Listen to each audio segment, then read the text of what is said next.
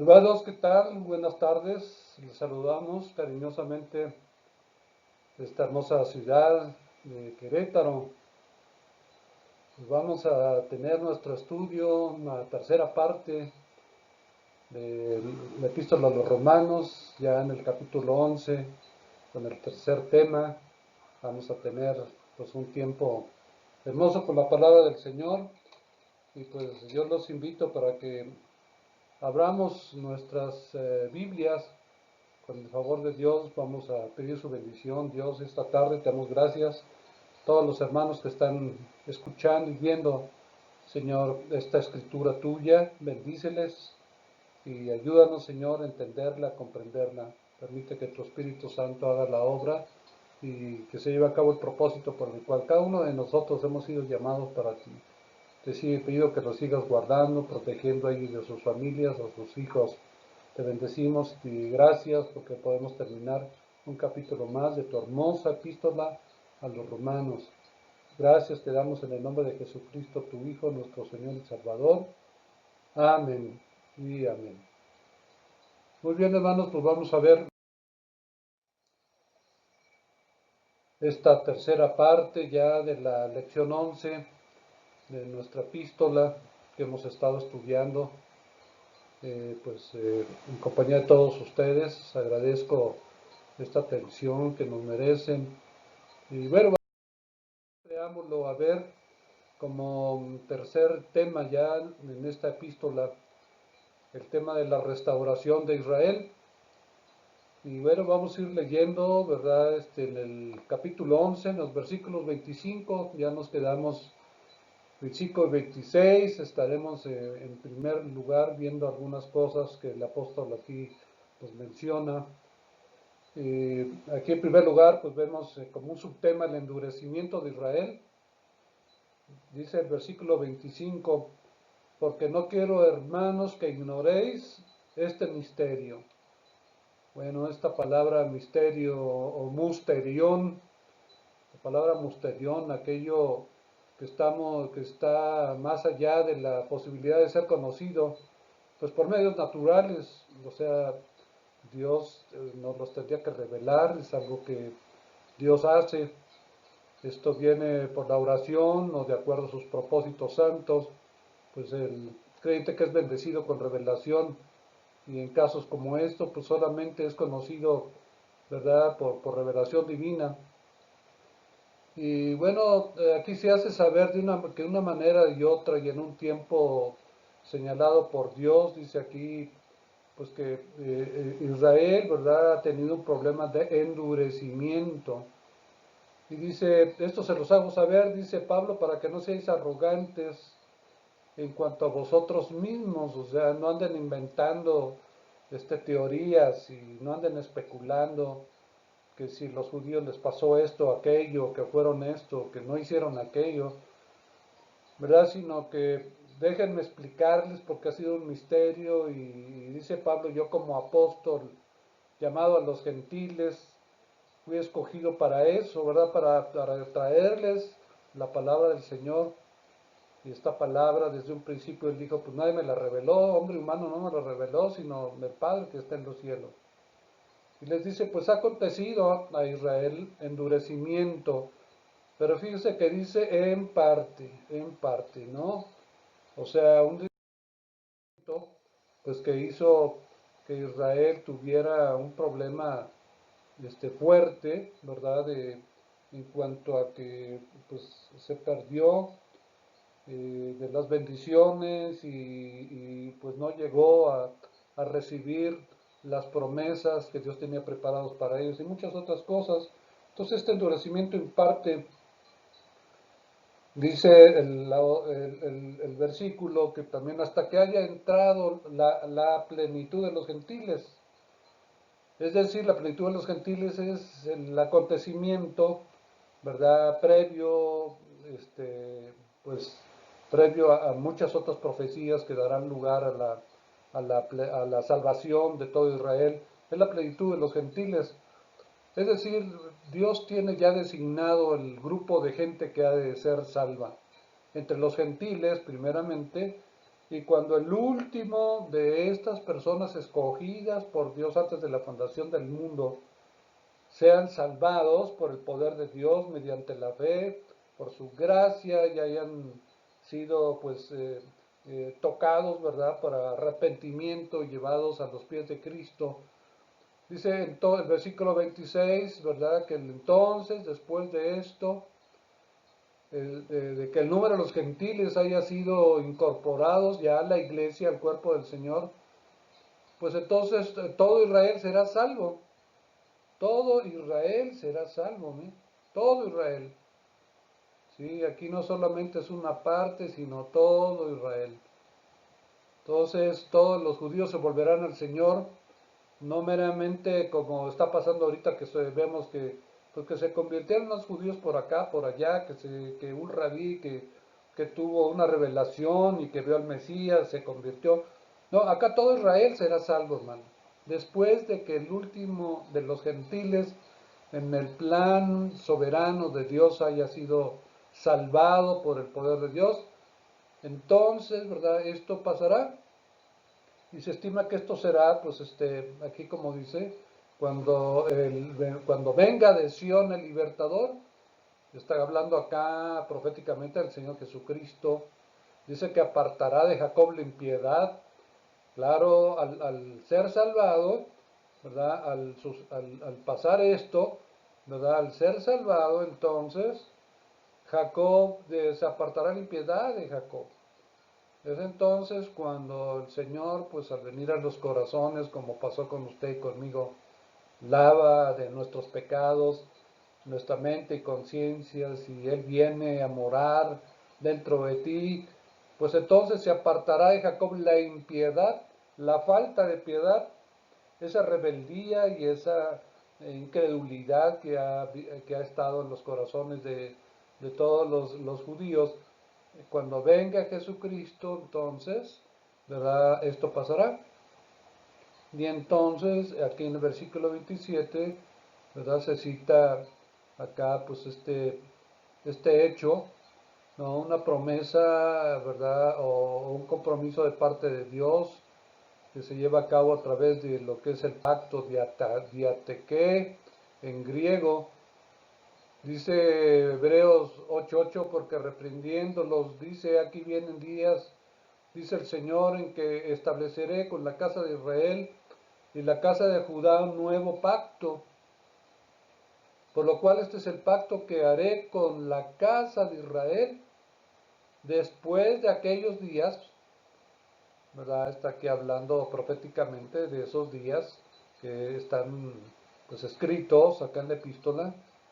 Pondré mis leyes en la mente de ellos. Ahorita no tienen las leyes, no las tienen más que guardadas como un ritual, meramente como tradición. Pero aquí entonces pondré mis leyes en las mentes de ellos y sobre su corazón las escribiré, ¿verdad? Esto pasa cuando alguien se convierte. Cuando se convierte, todo lo que está en la mente, intelectualmente, por razonamiento, porque lo memorizaron, como muchos de los escribas, era gente que se memorizaba escrituras enteras, y esto porque cuando tuvieron ataques de otras civilizaciones que llegaban y atacaban a Israel y los tomaban cautivos, recordarán todo el libro de Jueces, ¿no? Cuántas veces pasó esto. Pues entonces les quemaban las civilizaciones que como los conquistaban, les quemaban sus bibliotecas y sus libros santos y hacían de esto pues hazme reír y se burlaban de ellos. Y entonces, pues muy inteligentemente, ¿verdad? Dios también inspiró para que ellos empezaran por sistema a memorizar libros enteros para que después de que les hubieran quemado todas sus escrituras, ya cuando eran libres de esta esclavitud y Dios mandaba algún juez libertador, entonces mandaba llamar, mándenme al hermano Isaac, a ver hermano Isaac, tú que tienes memorizado pues el libro de Proverbios, a ver, póntelo a escribir, y así escribían, otra vez, volvían de puño y letra, ¿sí? puntos, comas, todo lo referente a las Sagradas Escrituras, y de esta manera pues no podían extinguir ni destruir totalmente la palabra de Dios. Yo, por un lado, pues qué tragedia, ¿no? Que les quemaran la Torá y todos sus libros santos, pero qué bendición que por el otro lado pues la llegaran a guardar y meditarla de esta manera en sus vidas. Los imaginen la persona que meditaba y memorizaba, ¿verdad? Porque la mejor manera de memorizar pues la palabra de Dios es meditándola, estar como las vacas que están rumiando, ¿verdad? Hasta que pueden digerir lo que se están comiendo.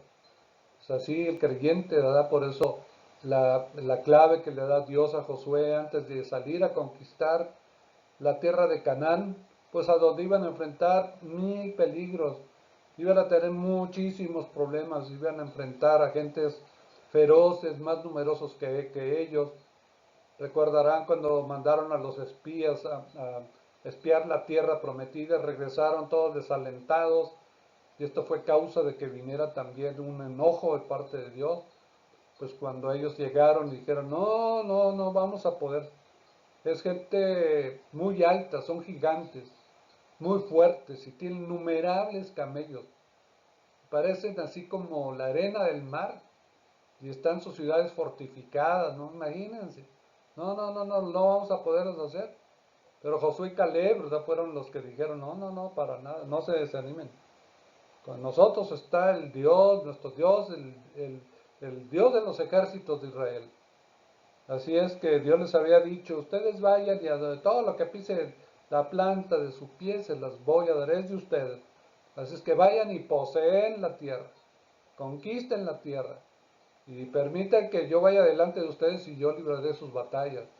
Y pues esto era fe, ¿no? Era salir solamente con un compromiso de una promesa pues de Dios y que era, para esto era todo lo que necesitaban. Pero pues la incredulidad reinaba sus corazones, gente mundana, gente carnal, gente que no estaba realmente comprometida con Dios, más que unos cuantos. Entonces siempre fue el problema principal de Israel, la incredulidad. Lo veremos cuando estudiemos la materia de Hebreo, como continuamente habla de este problema también.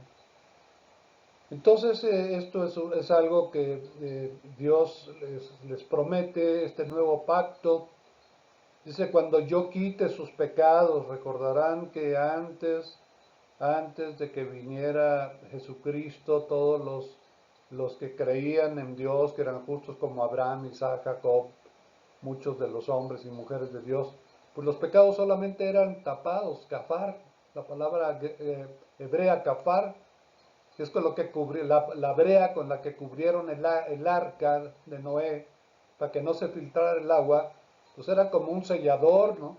Y este sellador aparece ahí con la palabra kafar, con K, kapar, ¿no? K-A-P-H-A-R, kapar, que quiere decir cubrir, y es la palabra que usa cuando la Biblia dice que eran los pecados antes de Cristo, eran kapar, eran cubiertos nada más. No eran perdonados porque la redención todavía no se llevaba a cabo, Cristo todavía no moría. ¿Cómo podía Dios traer justicia y impartir justicia, verdad, si esto todavía no pasaba? Entonces por fe Dios aceptaba sus actos de fe que iban desde ofrecer un toro, un animal, solamente simbólicamente, ¿verdad? Para demostrar pues, que tenían la fe y que para Dios, que era lo que esperaba, como leímos en Romanos 10, que con el corazón se cree para justicia, pero con la boca se confiesa para salvación. Cree en el Señor Jesucristo, será salvo. El que invocar el nombre del Señor será salvo. Y estas promesas que pues tuvieron desde el principio, como tuvo fe Adán y Eva, y la tuvo Abel, el justo, y Set, y todos los descendientes de la mujer. Cuando llegamos a ver la historia de Abraham, que nos dice capítulo 4 Romanos, y Abraham, ¿verdad?, creyó a Dios y le fue contado por justicia. O sea, no nació de nuevo, no fue redimido, no fue justificado meramente, ¿verdad? Por la fe que tuvo en Dios. Dios cubrió sus pecados y lo tuvo por justo. Pero Él murió y están en espera todos los que murieron antes de la cruz, esperando la redención, ¿verdad? La redención que vendrá cuando Jesús, el Señor, en su segunda venida regrese a la tierra. Entonces dice en el Evangelio de Juan, los que oigan la voz del Hijo del Hombre, ¿verdad? Unos resucitarán para vida y otros resucitarán para muerte. Esos que resucitarán para vida, pues son todos los que murieron antes de la muerte de Cristo en la cruz. Y posteriormente, bueno, pues aquellos que morirán en la tribulación, en la gran tribulación. Si habrá gente que se convierta, ¿no? Definitivamente, sobre todo los primeros 3 años y medio, que son los momentos cuando todavía se puede decir, las puertas de salvación no se cierran. Que llegará un momento que ya ni con después de la cuarta, quinta trompeta, la sexta trompeta, ya cuando llegue la séptima, que representa la ira de Jehová, la ira del Padre, pues de ahí ya las puertas ya están cerradas, ya no habrá salvos en ese momento. Pero de la séptima trompeta para atrás no habrá salvos. Estarán los dos testigos, recordarán los dos olivos que vimos en las clases pasadas.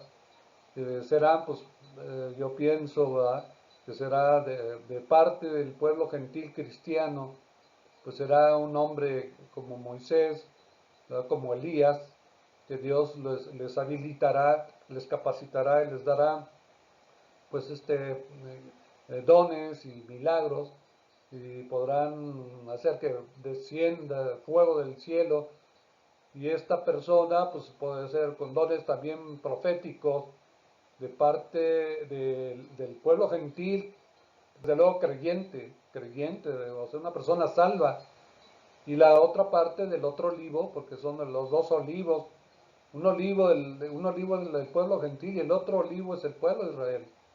Entonces el otro testigo sería pues un profeta de parte de Israel, ¿verdad? Y yo pienso ser un profeta mesiánico, cristiano, creyente, ¿verdad? Judío creyente, es decir, mesiánico. Así están pues ahora ya clasificados los judíos que se convierten y pues forman cailás y congregaciones de judíos mesiánicos, y uno entiende que son creyentes, pero pues están todavía muchos de ellos pues estudiando muchas de las bases judaicas. Pero bueno, esto será en el periodo, pues cuando suceda la tribulación. Vendrá también los 144,000 judíos sellados.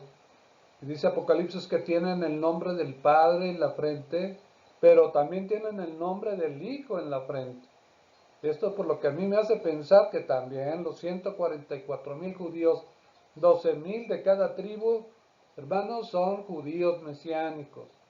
Y como les decía, muchos que no son ni judíos, pero que andan allí alborotados, ¿verdad?, metiéndose en las cailás de los judíos verdaderos creyentes, pues en una de esas también les va a tocar quedarse con los 144,000 en la gran tribulación, mientras nosotros estemos en el cielo, pues ahí viendo toda la onda, ¿verdad?, como dicen los chavos. Pues acá los que quisieron andar de mesiánicos sin ser judíos de nacimiento, pero creyentes, pues muchos de ellos hasta se cambian el nombre, ¿verdad? El creyente Miguel, ya después de que se hace judío mesiánico, ya es Micael, y ya todos le tienen que decir Micael, y ya Jesús es Yeshua Hamashiach, Jesús el Mesías. Y como dice Armando, mi hermano, pues cálmate, Isaías, ¿no? Porque pues esto realmente somos gentiles convertidos. ¿Cuál es la vergüenza? ¿Cuál es el problema? ¿Quieres estudiar las raíces hebreas? Estúdialas. Son preciosas, estudia las fiestas. Pero de eso de que ya tengo que hacer el Shabbat y ya tengo como lo hacen los judíos mesiánicos, guardar, pues, hijo de tantas cosas que la ley manda, pues ya es diferente, hermano. realmente en el Concilio de Jerusalén en Hechos vemos que para poner ya, aplacar a los judíos convertidos que hacían, le cargaban, dice, cargan con grandes pesos a los gentiles que se convierten, los hacen llevar la carga de sus tradiciones judaicas. Sin ser judíos, lo querían que fungieran como judíos. Entonces, si eres gentil convertido, pues no hay ningún problema, estudia las raíces hebreas y métete a, si quieres festejar las fiestas y todo esto, pero tienes que tener siempre, siempre en tu conciencia, en tu corazón, pues que tú eres un gentil convertido, parte del pueblo de Dios, también, pues formarás parte también, formamos parte del Israel de Dios, de una manera, pero no eres judío de nacimiento, mi hermano. Pero bueno, no es el tema, ya lo veremos un poco más en Hebreos, para que no ahorita no desviemos tanto. Pero entonces este será el pacto que yo hagas con ellos, dice el Señor. Versículo 27, ¿no? Es un pacto precioso, el de Atequé, cuando yo quite sus pecados. ¿Ve? ¿Hasta cuándo? Estos serán quitados los pecados del pueblo de Israel. Sucederá esto, ¿no? Wow, dices, pues qué experiencia, ¿se imagina? ¿Usted recuerda cuando Dios le quitó sus pecados, cuando se convirtió? ¿O todavía se siente pecador y todavía dice que usted que es un pecador redimido? Muchos se bautizan o rebautizan de esa manera. ¿Cuál pecador arrepentido? Ya el término pecador, ya para alguien que ha sido justificado, ya ni lo menciones, mi hermano. Cuando pecas, ¿sabes qué? Que tu problema con la ley ha sido arreglada por la sangre de Cristo. Tú eres ya un redimido, un santo, ¿verdad? Dice la palabra, Dios no se, ni si Dios no se acordará de tus pecados. Con una sola ofrenda hizo perfectos a los santificados. Entonces delante de Dios estás perfecto, estás sin pecado. ¿Por qué te llamas pecador todavía? Si Dios no lo hace así. O sea, todo lo por lo que pasó el Señor Jesucristo, pues invalidamos su obra perfecta, ¿verdad? Es tanto como decir, pues la sangre de Cristo no fue suficiente para perdonarme todos mis pecados, ¿verdad? Por ese bautismo en la muerte de Cristo que estudiamos en el capítulo 6. ¿No lo entendiste o todavía no lo comprendes a fondo? Pues hay que estudiar un poco más, pero esa es una verdad preciosa, maravillosa, que también la epístola a los Hebreos habla de cómo, pues, la gente que ofrecía la sangre de animales, nunca, dice, esos sacrificios nunca pudieron traer a la conciencia del pecador paz y seguridad de que sus pecados habían sido perdonados, que no eran perdonados, o sea, estaban cubiertos por esa fe que ellos presentaban, pero el problema tenía todavía que resolverse en la cruz del Calvario. Bueno, entonces dice Pablo, ¿verdad? En el versículo 28, así que, o sea, después de esbozar todo esto acerca pues, de esta obra, ¿verdad? De Dios al restaurar primero los gentiles y después el plan, el proyecto que tiene para hacerlo con Israel. Dice el apóstol, así que en cuanto al Evangelio, o sea, ellos han rehusado el Evangelio, ellos no lo han admitido, no lo han querido, ¿verdad?, reconocer, pues entonces, dice Pablo, pues así que en cuanto al Evangelio, ¿qué cosa? Fíjese, son enemigos por causa de vosotros.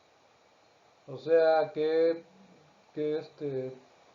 manera del apóstol, ¿verdad?, de presentar a estos hombres y mujeres que han rechazado el Evangelio, o sea, la justicia de Dios, la rechazaron para imponer su propia justicia. Y por eso dice Pablo, son enemigos, o sea, el judío de toda esa época, de muchos años, siempre se ha opuesto y siempre ha visto a ¿verdad?, los que predican el Evangelio de Jesucristo Pues como la gente también sin Dios, ¿no? Al no tener a Dios en sus vidas y al tener, como dijo, vimos que tienen celo de por Dios, pero no según ciencia, pues los hacen ser así, ¿no? Pero fíjese, dice Pablo, fíjese la diferencia de otros que son enemigos del Evangelio, comparándolos con los judíos, son enemigos del Evangelio, pero, dice, pero en cuanto a la elección, otra vez esta palabra maravillosa, bendita, que se refiere a los judíos creyentes, salvados de entre la nación incrédula. En cuanto a la elección, o sea, Dios los eligió por una decisión y voluntad soberana. Entonces, bueno, por qué no eligió a los mexicanos, hermano? En lugar de los judíos, de ver cómo son los judíos tan mala onda y nunca nadie los ha querido y son esto y son el otro. Imagínese, si hubiera escogido a los mexicanos, usted cree que hubiéramos hecho mejor papel? Bueno, a lo mejor usted lo cree que sí, ¿no? Pero yo en realidad yo creo que solamente convertidos, si convertidos no hemos hecho así el papel que dijera usted, wow, estos mexicanos convertidos son, dicen, se va la luz, mi hermano, con ellos. No, que va, dice el apóstol Pablo, pero, ¿verdad? O sea, son enemigos en cuanto al Evangelio, pero recuerda que Dios los eligió. Y por esa elección, que Dios los tuvo en mente, los escogió, fíjese, son amados.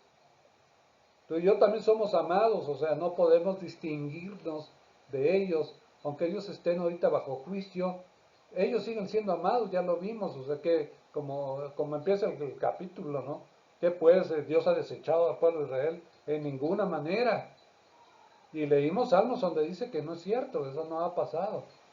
Son elegidos y son amados por causa de los padres. ¿Sí?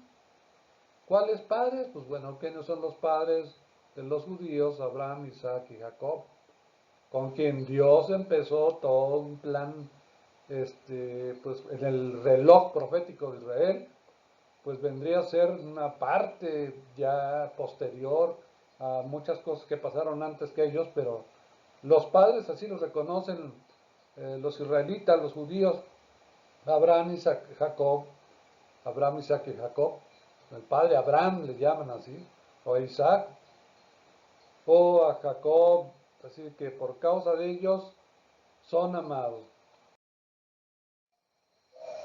Pero vean ustedes entonces este tremendo, tremendo texto, ¿verdad? Que dice aquí, dice Pablo, porque irrevocables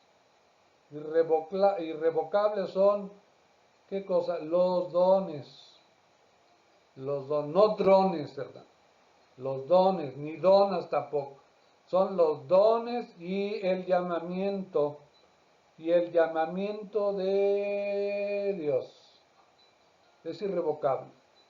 Este término metameletos, un difícil término para esta palabra irrevocable, amatameletos, que significa un sin cambio de propósito. El propósito de Dios no, cuando algo es irrevocable en el propósito de Dios, significa que no hay cambio.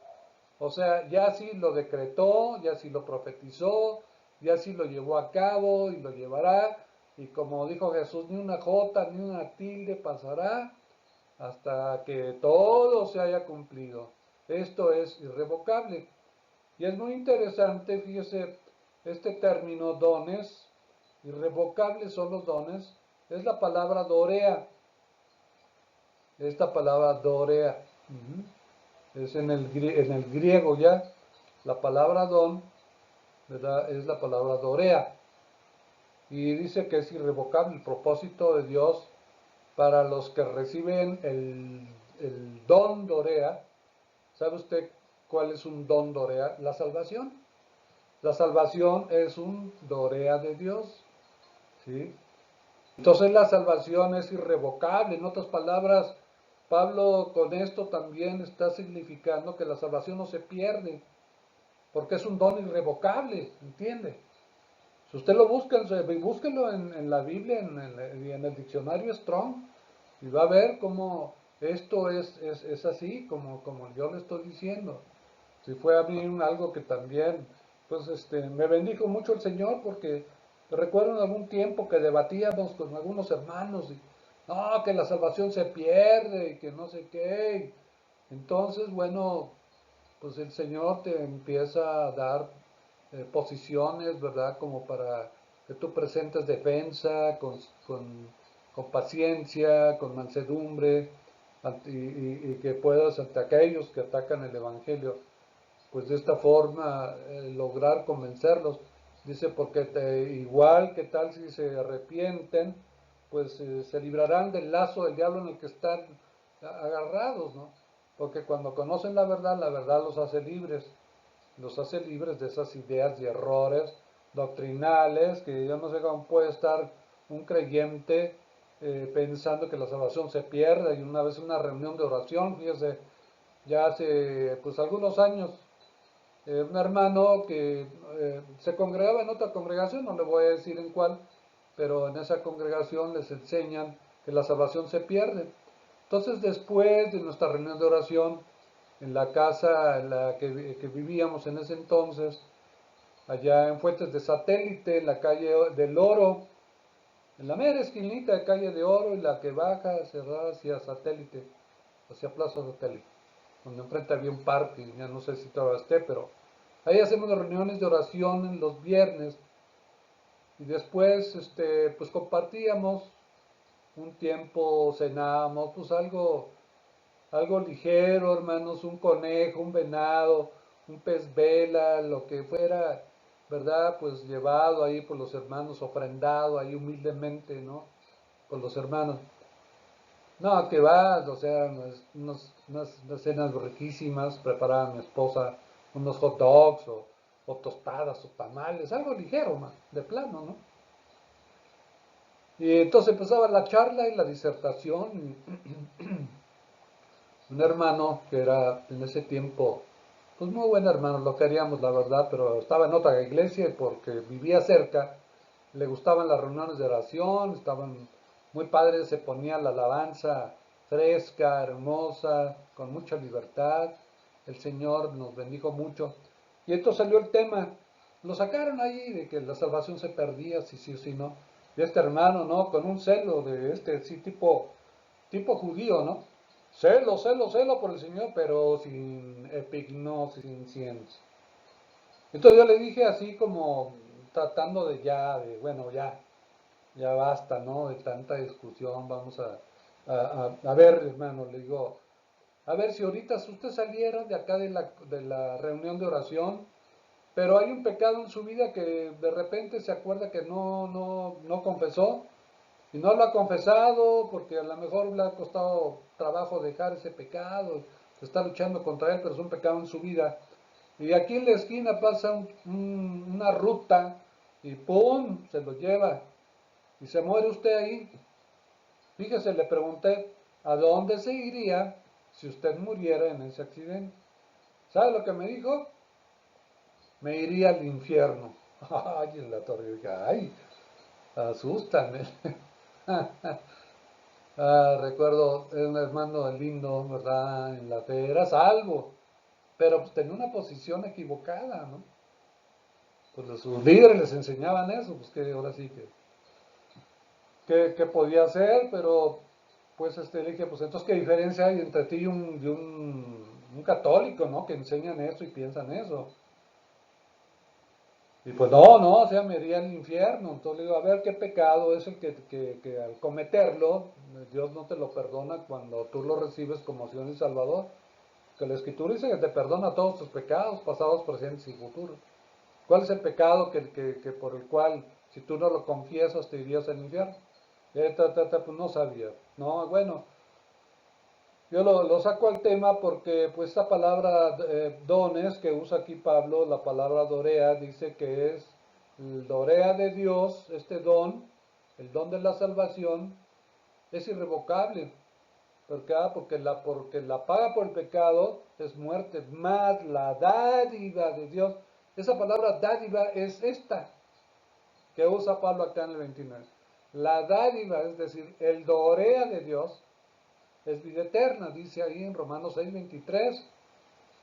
Y aquí dice que es irrevocable. Es decir, el propósito de Dios al dar la salvación, el dorea de la salvación, es irrevocable. Él no va a cambiar el propósito. Nada podrá hacer que nos arrebaten de la mano de nuestro Padre a donde estamos. Estás en las manos de nuestro Padre. Nada ni nadie te puede condenar y llevarte otra vez a juicio, porque ya el juicio ya lo tuvimos con Cristo al morir juntamente con Él. Pero bueno, y también el llamamiento, el caleo de Dios, también si Dios te predestinó y Dios te escogió y Dios te llamó, y a los que Dios llamó, Dios justificó y Dios entonces pues los santificó, los redimió y les dio, ¿verdad? Pues su naturaleza divina, esa alma nueva que Dios engendró en nosotros, tantas cosas. Todo esto que aquí se incluye en el llamamiento de Dios.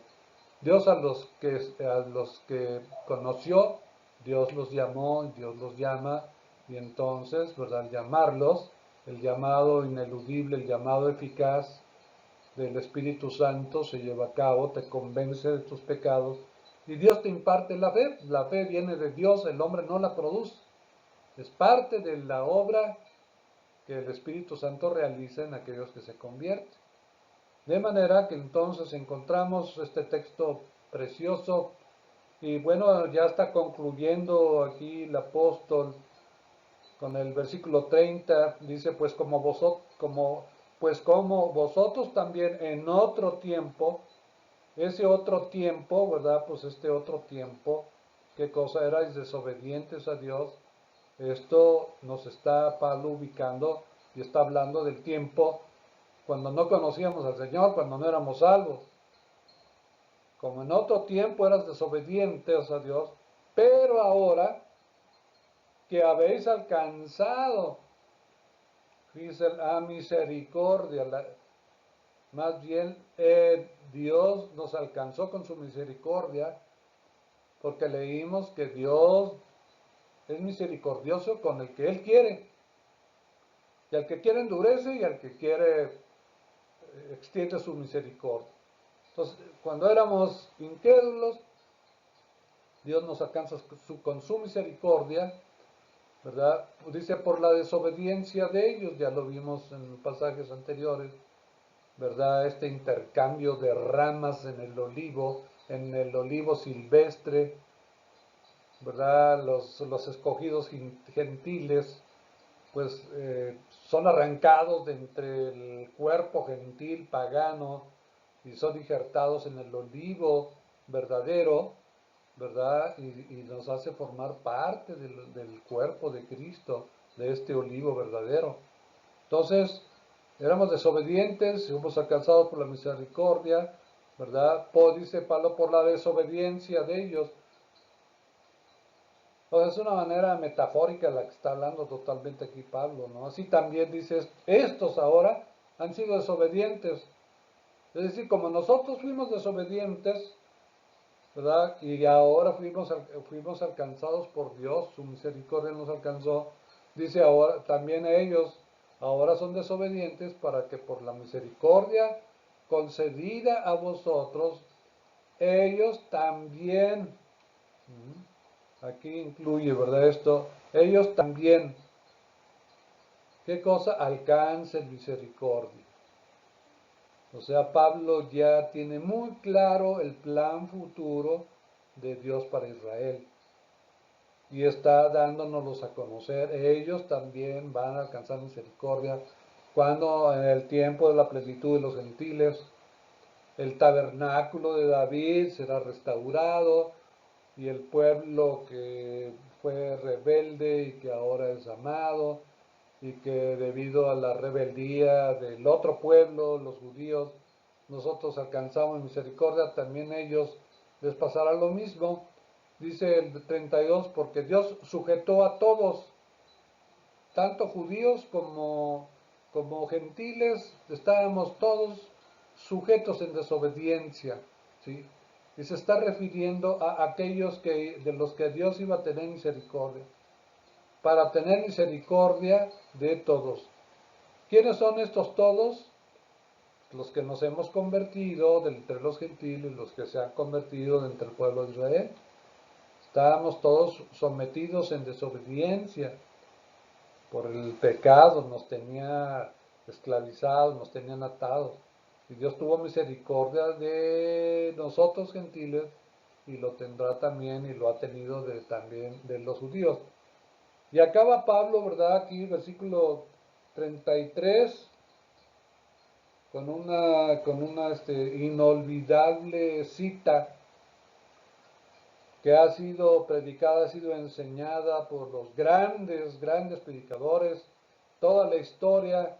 Recuerdo algunas predicaciones de escritas o por cassettes que han hecho historia y que dice, oh profundidad, esta palabra profundidad, ¿no?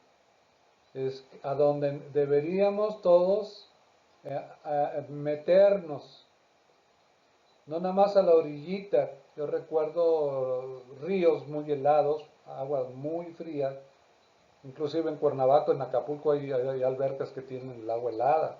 Más bien en Cuernavaca, en Acapulco no tanto, ¿verdad? Llega a estar fría en las mañanas, en la noche. Pero en Cuernavaca tú piensas que porque, wow, ¿no? Es un clima pues de verano todo el tiempo, pero las aguas de las albercas están heladas. Y cuando está así, pues no te quieren ni meter, nada más ahí en la orillita, si acaso meten los pies, habrá uno que otro ahí que se avienta entre los chavos, ¿no? Cuando el calor está así a 35 grados, pues se arman de valor y se echan un clavado y empiezas a nadar y a nadar y a nadar y se te va quitando el frío y adentro, ¿no? Pero muchos nada más meten así, nada más estiran el piecito y en la orillita, ¿no? Pero acá es en la profundidad, a donde deberíamos meternos. Recordarán la pesca milagrosa, Jesús le dijo, echa las redes, ¿dónde? En la orillita, ¿no? Le dijo, boga mar adentro, métete y allá donde esté profundo, ahí echa las redes. ¿Y qué pasó? Gran cantidad de peces. La vida abundante está en la profundidad de la palabra de Dios. Hay que meterse a la profundidad porque ahí dice el texto, aquí hay riquezas de sabiduría y de la ciencia, el conocimiento, epignosis de Dios. Es en la profundidad. Mientras nosotros sigamos estudiando, perseveremos en analizar, en meditar. Medita versículos que te han tocado en tu corazón, Dios te ha bendecido con ellos. Medítalos constantemente, está en la mañana, en la tarde. Así dice Josué, la fórmula en Josué 1:8, ¿no? El que medita la palabra de Dios día y noche, todo le irá bien, Dios te prosperará. ¿Por qué? Porque las riquezas de la sabiduría y la ciencia de Dios pues empezarán a transformar y cambiarte, cambiándote tu carácter y todo lo que necesita ser cambiado. Dios lo podrá hacer a través de estas riquezas de sabiduría y de ciencia, de un conocimiento profundo de Dios. Dice, cuán insondables son sus juicios e inescrutables sus caminos. O sea, quedamos muy, muy atrás de poder, aunque meditemos y estudiemos, vamos a necesitar toda la eternidad para poder llegar a comprender la ciencia tal y como debe de ser comprendida. Pues tendremos toda la eternidad, ¿no? Para ir conociendo más y más a nuestro Padre Celestial y a Jesús su Hijo. Inescrutables sus caminos. O sea, ¿cuántas veces te has preguntado, ¿por qué me pasó esto, Señor? Y ay, pastor, ¿me puede usted explicar por qué? O sea, aquí le dice que son inescrutables, que es inescrutable, o sea, a veces sí son incomprensibles, ¿no? Porque es tan profundo que solamente en lo profundo, métete a estudiar, cuando no entiendas algo, métete a estudiar y estudiar y estudiar y a orar, y en lo profundo, ahí en lo profundo, ¿verdad? Dios te va a revelar parte de sus propósitos y por qué hizo y por qué no hizo. Si tanto anhelo y quieres realmente entender la mente del Señor, dice Pablo, ¿quién entendió la mente del Señor? Solo el Espíritu de Dios que está en él, el Espíritu Santo, que nos ha sido dado para guiarnos a toda la verdad. Pero pues hay que meterse en lo profundo de la palabra, ¿eh? Cómo tiene todo, pues, con la realidad. Porque ¿quién entendió la mente del Señor? ¿O quién fue su consejero? ¿O quién le dio a él primero para que le fuese recompensado? Porque de él y por él y para él son todas las cosas. A él sea la gloria por los siglos de los siglos. Amén. Amén y amén. Y con este amén, pues les mandamos un abrazo cariñoso a todos ustedes. Les esperamos con el capítulo 12. El primero Dios lo comenzamos ya a compartir, ¿verdad? La semana que viene. Con el favor del Señor, les deseamos que Dios los siga guardando y protegiendo a ustedes, a sus hijos, a su familia, les siga proveyendo, que aunque esté ahorita la crisis, pues por fe usted agárrese al Señor y crea un Dios milagroso, porque para lo que los hombres es imposible, para Dios es posible, ¿verdad? Es el Dios de los milagros, es el Shaddai omnipotente, y en sus manos estamos seguros. Bueno, pues nos despedimos de usted, que Dios le bendiga y que la paz del Señor guarde sus mentes y sus corazones en los caminos de Él. Bendiciones, mis hermanos. Hasta luego.